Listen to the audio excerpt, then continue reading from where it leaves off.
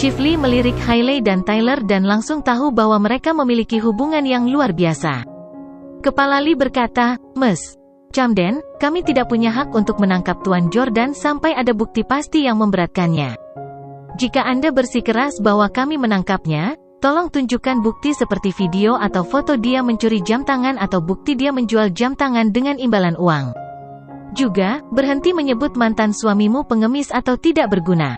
Lagi pula, kalian berdua dulunya adalah pasangan yang sudah menikah, dan kata-kata itu terlalu menyakitkan." Hailey Camden mendengus dingin, "Aku tidak salah. Jika dia sedikit lebih kompeten, saya tidak akan menceraikannya. Kaulah yang memulai perceraian dengan Jordan." Tuan Steele masih terlihat sangat sombong. Hailey menjawab, "Ya, saya yang memulai perceraian." "Apakah dia sudah menyesalinya?" Petugas polisi tidak berani mengungkapkan identitas asli Jordan dan karenanya tidak punya pilihan selain tersenyum dan mengacungkan jempol Hailey. Jauh di lubuk hatinya, dia berpikir, seharusnya Anda yang menyesali keputusan Anda untuk menceraikan CEOS Corporation, yang memiliki kekayaan bersih miliaran dolar. Melihat kedua petugas polisi itu pergi, Hailey bertanya lagi, apakah ada seorang wanita di kamarnya?" Kepala Lee menggelengkan kepalanya dan berkata, "Tuan Steele tinggal sendirian di kamar. Tidak ada orang lain." Hailey dalam suasana hati yang jauh lebih baik, dan dia bergumam pelan, "Aku tahu itu. Dia masih mencintaiku." Melihat bahwa Hailey yang arogan masih tidak tahu kesalahan besar yang telah dia buat, kepala Lee menghela nafas dan pergi. Setelah keduanya pergi, Tyler bertanya dengan bingung, mengapa mereka menjadi begitu sopan kepada Jordan setelah turun?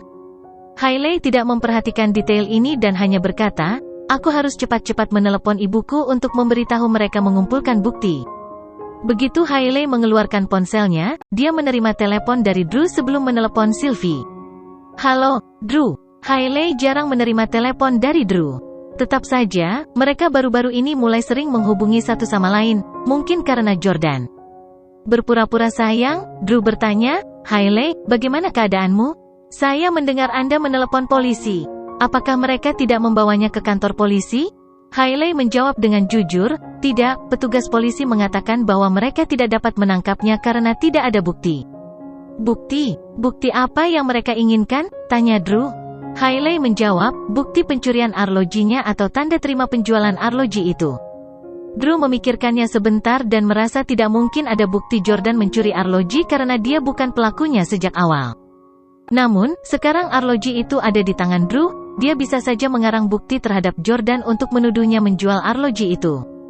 Drew berkata, "Serahkan masalah ini padaku. Saya akan mencari tahu kepada siapa dia menjual arloji itu. Kalau begitu, yakinlah, aku akan memasukkannya ke balik jeruji."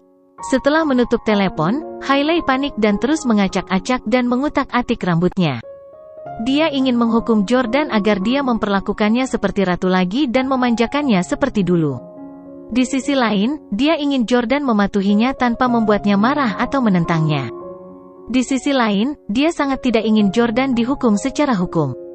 Lagi pula, setelah 3 tahun hidup bersama sebagai suami dan istri, bagaimana mungkin Hailey membiarkan Jordan menghabiskan 10 tahun di penjara? Tyler, di samping Hailey, meneteskan air liur terus-menerus ketika dia melihat dia mengacak-acak rambutnya, yang menurutnya sangat seksi. Dia meraih tangan Hailey dan berkata, "Sayang, mari kita menginap di Westlake malam ini juga, ya?" Hailey mengangkat tangannya sebagai kejutan bagi Tyler dan kemudian menamparkan wajahnya. "Memukul." Hailey membentak, "Kamu bahkan tidak bisa menangani Jordan, dan kamu berani tidur denganku." Setelah mengatakan itu, Hailey menyerbu dengan marah. Ditampar di lobi hotel adalah hal yang cukup memalukan. Menutupi wajahnya, Tyler berpikir dalam hati, "Jordan Steele, kamu membuat segalanya sulit bagiku hari ini. Tapi, begitu kamu keluar, aku tidak akan melepaskanmu." Dia berjalan menuju manajer hotel, yang telah menonton dari samping, dan mencengkeram kerahnya. Dia memerintahkan, "Begitu Jordan Steele meninggalkan hotel, segera beritahu saya." Saat itu pukul 6 pagi. Jordan berganti jas, memakai dasi, dan sepasang sepatu kulit.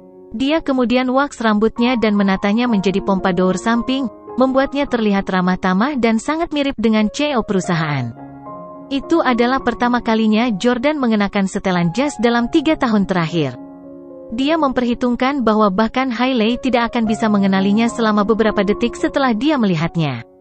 Petugas meja depan semua tercengang ketika dia turun dari lantai atas. Dia CEO yang sangat mendominasi. Auranya benar-benar berbeda dari saat dia check-in kemarin. Saya sedang jatuh cinta. Aku ingin tahu siapa yang begitu beruntung menjadi istrinya. Dua petugas meja depan tercurah dan pingsan di atas Jordan ketika manajer hotel, John, segera berjalan dan menegur, "Kalian sangat gila. Perhatikan gambarmu." Setelah itu, John berjalan keluar dari lobi dan menelepon Tyler. Jordan Steele telah keluar. Tyler telah mengatur agar beberapa orang tinggal di luar hotel, dan mereka segera mulai membuntuti Jordan. Jordan memanggil taksi dan tiba di menara kantor S Corporation di kawasan pusat bisnis 20 menit kemudian.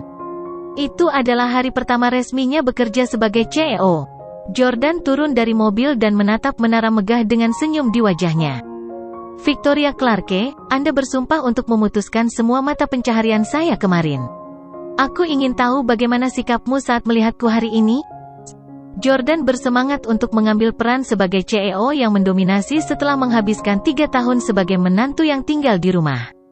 Namun, kegembiraan Jordan bukan karena identitas barunya sebagai CEO. Tumbuh di keluarga kaya, dia sudah lama bosan dengan rasa superioritas yang berasal dari berada di atas orang lain. Yang membuat Jordan heboh adalah Victoria, wakil presiden cantik S Corporation. Yang terakhir bisa memikat semua pria di lingkaran kelas atas Orlando. Dia berjalan ke lobi di lantai pertama gedung itu, di mana ada gantri keamanan. Orlando adalah kota maju dengan teknologi mutakhir. Gantri di lantai 1, misalnya, sudah bisa diakses melalui sidik jari dan pengenalan wajah. Namun, karena ini adalah hari pertama Jordan bekerja, dia belum mendaftarkan sidik jari dan wajahnya ke sistem keamanan. Oleh karena itu, Jordan mengeluarkan kartu yang diberikan butler Frank kepadanya dan menggeseknya untuk melewati gantri untuk naik lift.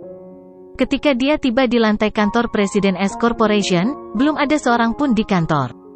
Jadi Jordan membuka kunci pintu dengan kunci dan memasuki kantor pribadinya untuk membaca beberapa dokumen.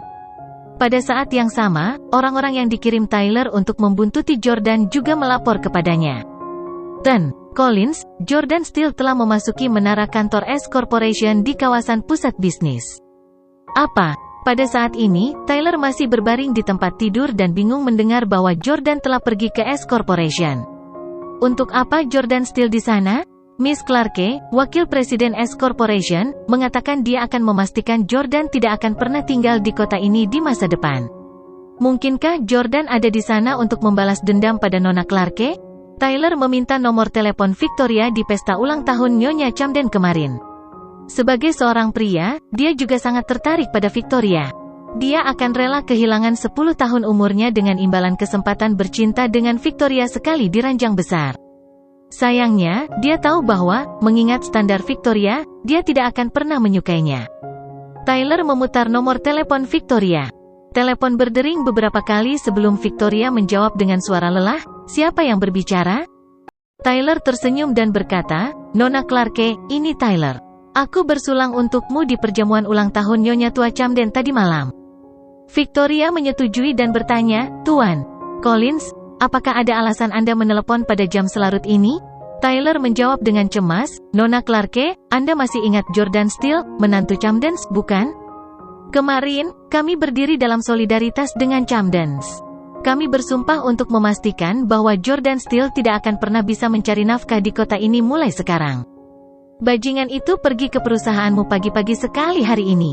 Saya menduga bahwa dia mencoba untuk membalas dendam pada Anda." Victoria terkekeh dan berkata, "Jangan khawatir, gedung itu dikunci dan dijaga oleh petugas keamanan. Dia tidak akan bisa naik ke atas." Tyler berseru, "Orang-orang yang saya kirim untuk mengawasinya memberitahu saya bahwa Pang itu memiliki kartu di tangannya yang memberinya akses melalui gantris untuk naik ke atas. Dia mungkin bersembunyi di kantormu sekarang. Bisakah hidup Anda dalam bahaya jika Anda naik?" Petik 2. Apa? Bagaimana dia bisa memiliki kartu akses perusahaan kita? Victoria duduk dengan terkejut, dan selimut yang menutupi tubuhnya juga jatuh, memperlihatkan bahu dan lengannya yang bersih dan indah. Jika seorang pria melihat adegan itu, dia pasti akan mimisan. Tyler menjelaskan, Pang itu mencuri jam tangan dari Camdens dan menjualnya seharga lebih dari $800.000. Dia kaya sekarang. Ada begitu banyak karyawan di perusahaan Anda, dia bisa saja membayar mereka sejumlah uang untuk mendapatkan kartu. Tidak ada yang aneh tentang itu. Nona Clarke, saya mengkhawatirkan Anda. Kamu sangat cantik, sayang sekali jika kau ditebas oleh bajingan itu. Victoria juga khawatir, dan dia berkata, terima kasih atas pengingatnya. Saya akan mengirim seseorang ke perusahaan untuk segera melihatnya.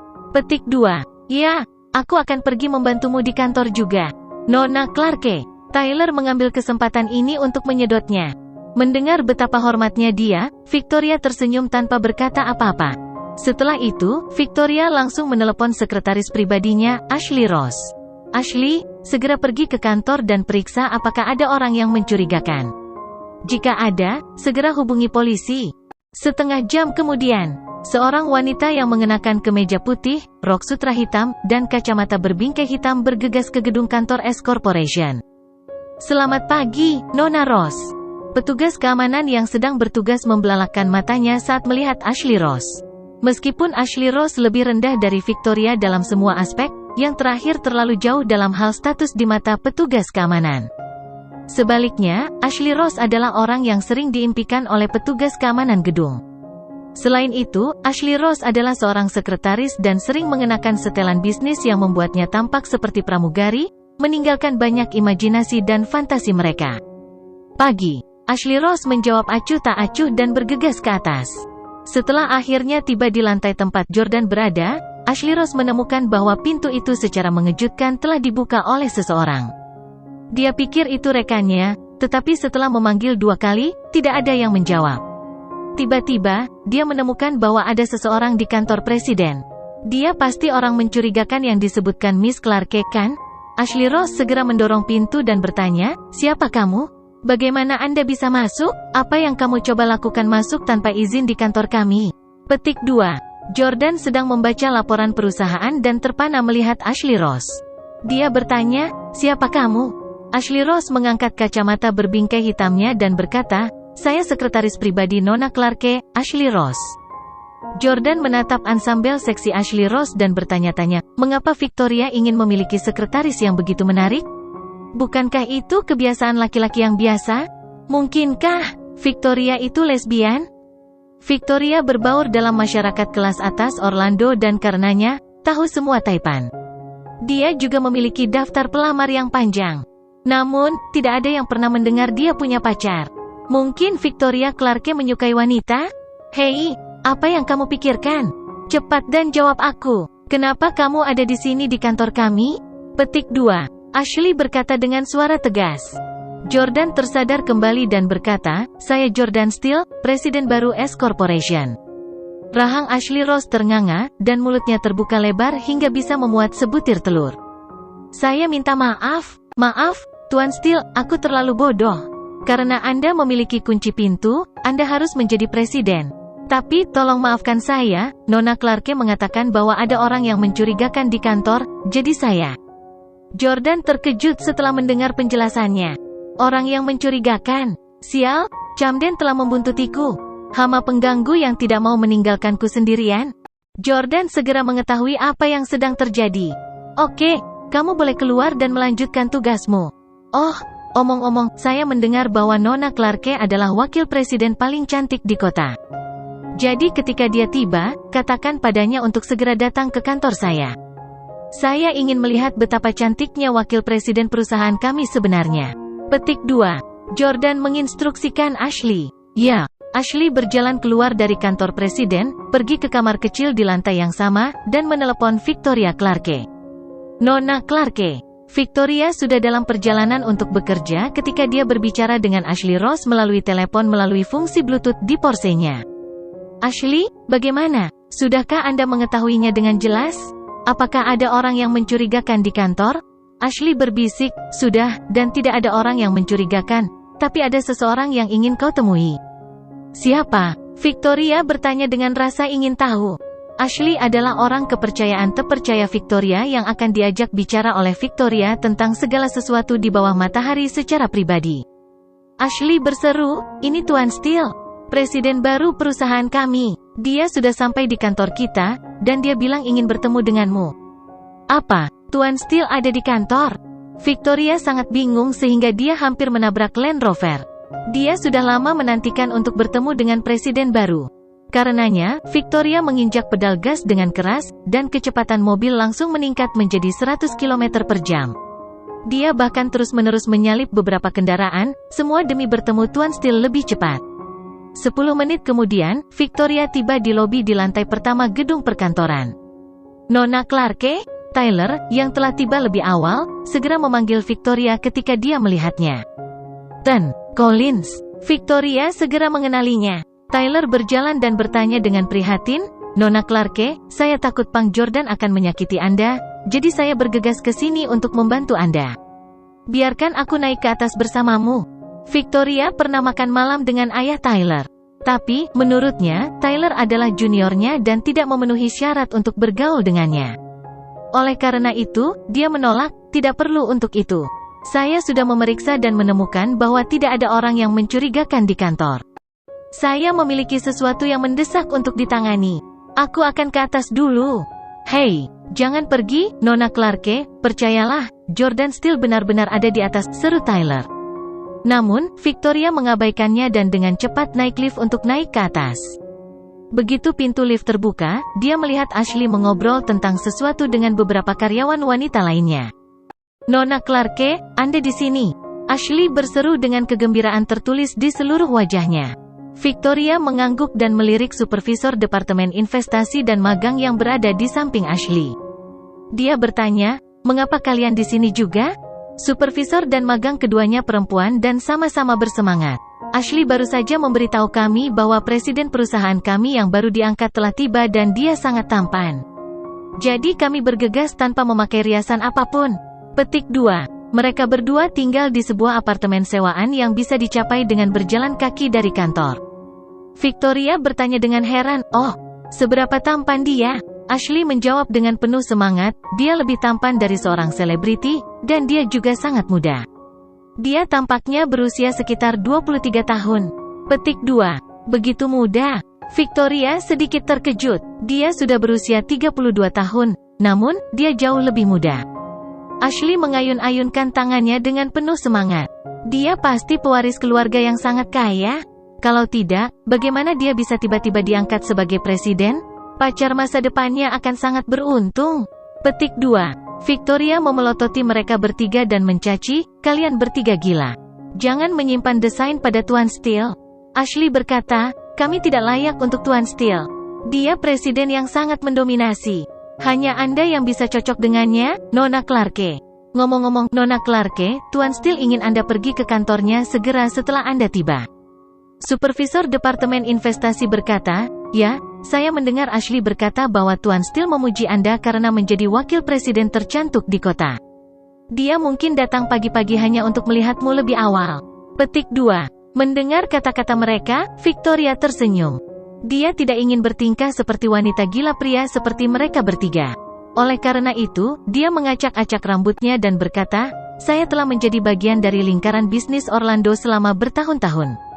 Tidak ada pria yang aku, Victoria Clarke, tidak bisa taklukkan. Presiden yang mendominasi di matamu hanyalah penjilat rendahan bagiku. Dia hanya anak laki-laki berusia 23 tahun. Ikutlah denganku dan lihat bagaimana aku bisa membuatnya menyerah padaku dalam waktu 3 menit.